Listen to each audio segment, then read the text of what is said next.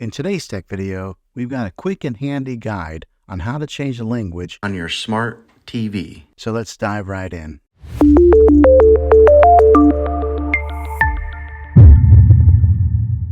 Step 1. Accessing the menu. First things first, grab your remote control and press the menu button. This will take you to the main menu where you can make the changes. Step 2. Navigating to language settings. Now let's navigate to the settings option. This might be under General, System, or Preferences, depending on your TV model. Step 3. Selecting language. Now look for Language or Language Settings. Once you find it, select it, and it'll reveal the available languages. Step 4.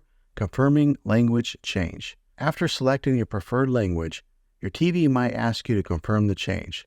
Confirm it, and then you're good to go. And there you have it, folks. Changing the language on your TV is that simple. If you found this video helpful, go ahead and give it a thumbs up.